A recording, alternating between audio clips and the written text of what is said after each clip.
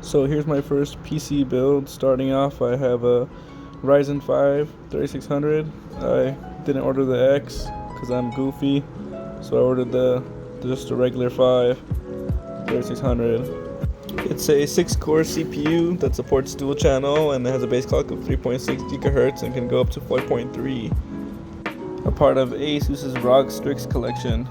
For my motherboard, I went with a B550F gaming motherboard. It's not the Wi-Fi one because I didn't know the difference because I'm stupid and I bought the one without Wi-Fi. So I have to buy a dongle to get Wi-Fi. It's cool and it does stuff. You can put like 4 SSDs on it and like a bunch of shit. It's cool. Yeah, and it has RGB. For my RAM, I chose G-Skill's Trident Z RGB. It's 2 sticks of 8GB, 3600 megahertz. So in total, 16 gigabytes of RAM. It's a DDR4. I don't know if I already said that, but it has RGB. I went with a single stick of NVMe M.2 Samsung's 980 Pro, 1TB stick. It's pretty freaking good, man. It's like I've had this PC for like 2 years. And I've been using it, and it's like, goddamn. But I can't have a PC with just 1TB of SSD, so I got 2TB of hard drive memory. It's a Seagate's Barracuda. It's solid. My power supply is another product from ASUS. It's a ROG Strix 750 watt. It's gold rated. I don't know. You don't want to cheap out with these things because it can fuck up your whole PC. Yeah, it makes or breaks it, and it's kind of future-proof. Good for upgrading in the future. It's got a big-ass fan in it, and it powers my PC. Yup. My graphics card's a little underwhelming. It's just a GeForce GTX 1660. I thought I ordered the Super, but I didn't. It was really expensive for no reason. Like, paid like $700 for it because it was during... Fuck! Anyways, where was I? Yeah, I could have bought a used one or something. Or I could have waited. But yeah, I upgraded it eventually to a 1080. It's not on video, but I got a 1080. Since everything was expensive for no goddamn reason, I got the cheapest case I could find that could come in the quickest amount of time, which was this NZXT case for $80. Now here's a little unboxing. Haha, cool, funny. Look, I'm quirky because I'm unboxing this motherboard even though... Oh, there it is. I'm working on it now. That's crazy how that works. Now we had a hard time taking this tempered glass sheet off for no reason. I ended up just never putting it back on. More airflow. So right here I'm putting in the Ryzen 5 3600 CPU into the motherboard. We gotta lift this little stick up. I don't really know what it's called. It just holds the CPU in place, and then you gotta match where it goes. The CPU has a little triangle in the corner, and the motherboard also does, and you gotta match them up, and then just let it fall in place, wiggle it around, make sure it's like in all the way, and then you just put that stick back down and it just holds it in place all snug. We then put in the RAM sticks. So with these motherboards, there's like a certain, every motherboard is different. There's like, it's either the first and second or second and fourth. It's like to run dual channel, so it's like the max performance. It's like, I don't know that much about PCs to explain it, but you just look it up real quick on YouTube, like how to run dual channel, and then look on your instructions on your motherboard or look up the specs, and it'll tell you which ones to use to run dual channel to run the most efficient setup for your RAM. When you put it in, you just want to hear a click. You gotta put it in, and then you'll hear like a little pop. So from there we began installing our SSD. So we had to move this little heat shield because it goes under that, and then you had to put the heat shield back on.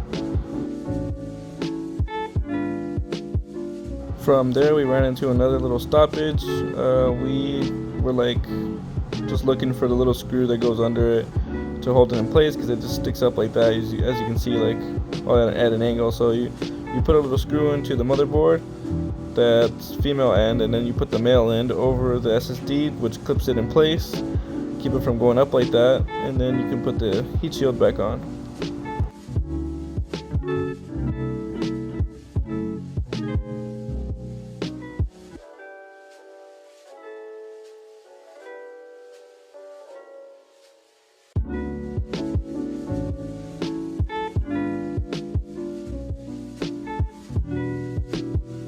We fumbled around with that a bit, but we wanted to get all that stuff done first, all the little things on the motherboard, because then we had to put the biggest, chunkiest thing onto the motherboard, which was the CPU fan. The CPU came with a like air cooler. It's like a radiator with fins and stuff, and it has a fan on top of it. So it just comes with that. So we just threw it on there because I completely forgot about that until it just like came to do it. But it was already in the box. So we're like, oh good. I completely forgot about that anyway. So that's good that it came with one. Once that was done, we were at the point where we were ready to put the motherboard into the case. Here's us looking at the instructions because our goofy couldn't figure out how to take it apart. But before we could put in the motherboard, we gotta put in the other big chunky guy, which is the 750 watt power supply. That didn't take us that long. It's pretty simple. You just put it in. There's 4 screws on the back of the case. You screw them in. You plug in all the connectors and the correct thing on the back of the power supply. And then you test the power supply and make sure you test it, because sometimes they're Malos nachos and you want it to work like the first time. Just make sure it's like good, like everything's good before you plug it into anything. Just test the power supply itself. So then was cable management, plugging everything in and just running it through the back with those like cable ties and stuff like that. Cause yeah, after that it's like the cable management. That's the cleanest cable management you're gonna see. You saw there was my hard drive on a little rack which connects to the motherboard. It has room for another little hard drive. This is the motherboard once it's inside my case. I guess I didn't record that. Then I was just ready to put in the GPU. Here's me manhandling it, putting my greasy hand on the freaking PCB, taking all the little plastic off. I had trouble getting it in the first time. I think it was because there's a little screw on the back where the I/O shield goes. But after that, it went in with a nice little kerchunk. Just like the RAM has a little click. Same thing with the graphics card. You want to screw it in afterwards in the back. That way it's not flopping around, because it's a pretty heavy boy and it's just kind of floating there, just being held in by a little bit. Then got the I/O shield back in. I also struggled with that a little bit for some reason.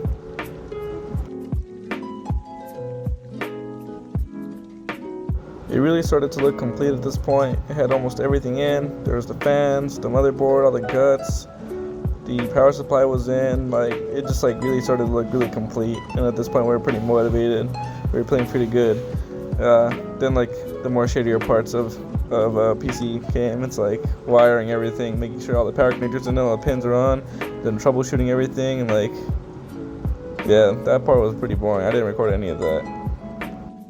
But what I did record was it when it was on. I didn't record me turning it on for the first time, but like, oh well. Oh no, this wasn't me turning it on for the first time, I think. No, it wasn't, because that's why there's a stick of RAM on the table, because it wasn't working with 2 sticks. So we took one of them out. Once we struggled a lot. Now that I remember, it's like we struggled a lot to get to the BIOS. But once we got it to BIOS, that's like when you just install your software. I had it on a flash drive. I bought a key for Windows. It's pretty good. Everything was running. It was like fine. The fan was on. All the RGB was working. And this is the best condition you will ever see this PC in.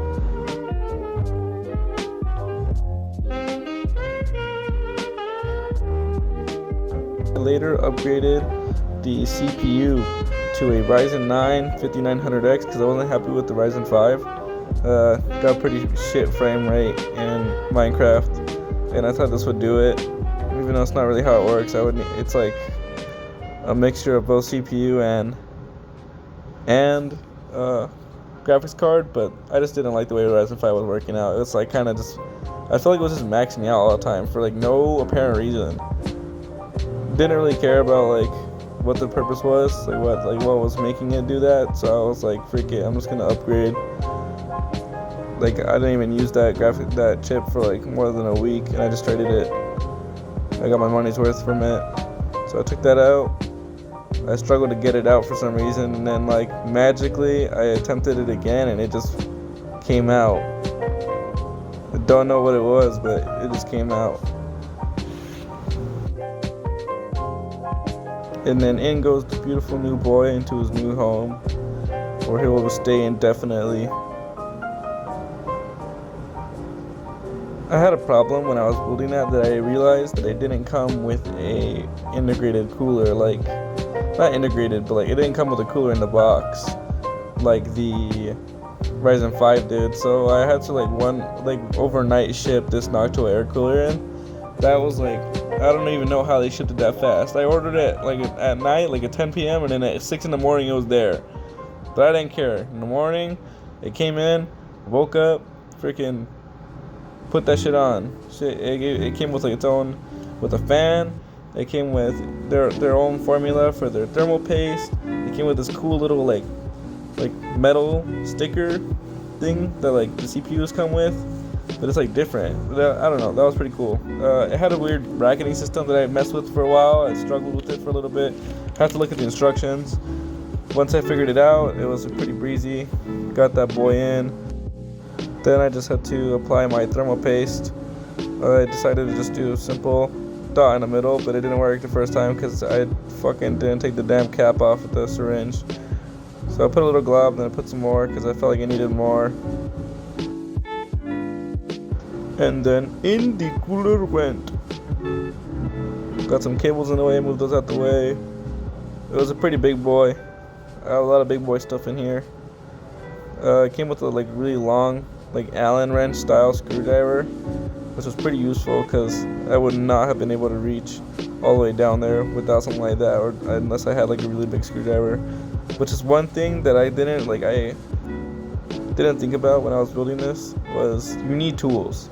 Like if you're gonna build a PC, like make sure you get some like some small screwdrivers and stuff. Like regular stuff won't do. Like that shit off like Linus Tech Tips, like I would definitely have bought like the little kit that they have if I had like thought about it. I don't know why. I don't know. It's just I didn't think about it. But once that was in, the fan was in. The fan was pretty easy to install. It just like clips on to the fins, and then you just plug it into one of your little pins on the motherboard.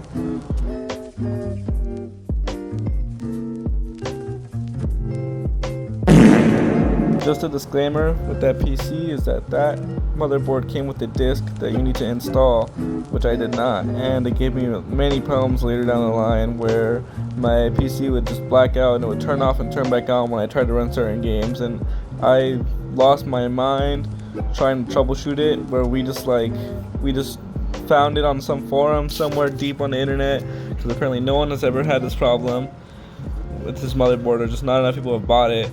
And so we did that. My friend got me his disk drive. We connected it to my computer. We downloaded that drive, and it just stopped. Like it just started working again. And yeah, that's just something I wanted to talk about that PC had. So to make sure you know what you're doing with B550s.